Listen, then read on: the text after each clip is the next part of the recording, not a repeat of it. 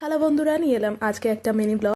এখন বানিয়ে নিয়েছি নিজের জন্য 1 কাপ র চা, আর বারান্দায় সুন্দর ওয়েদার দেখতে দেখতে 1 কাপ র চা আমি এনজয় করব। বারান্দা থেকে ঠিক এরকমই একটা ভিউ আমাদের দেখা যায়। এখন বসে পড়েছি লাঞ্চ নিয়ে। লাঞ্চে আজকে ছিল ফ্রাইড রাইস, চিলি চিকেন আর একটা এগ পোচ করেছিলাম। তখনও দেখলাম যে একটুও রোদ ওঠেনি, তো জিদানের স্নান খাওয়া কমপ্লিট, ও একটু খেলাধুলা করছে। এরপরে আমরা দুজনেই ঘুমিয়ে পড়েছিলাম। ঘুম থেকে ওঠার পর দেখি সন্ধে হয়ে গেছে, প্রায় বেজে গেছে 6টা। এখন আমি চা আর পপকর্ন খেয়ে নিলাম।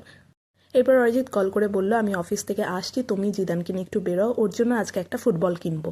সেই মতন আমরা বেরোলাম। আর আজকে যেহেতু স্ট্রোলার নিয়ে যায়নি, জিদান ভীষণ দুষ্টুমি করছিল।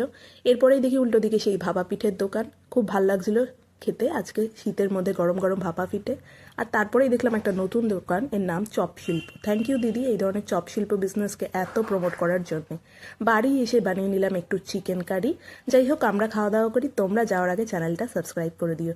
দেখা হচ্ছে আগামীকাল নতুন ভিডিওতে। বাই।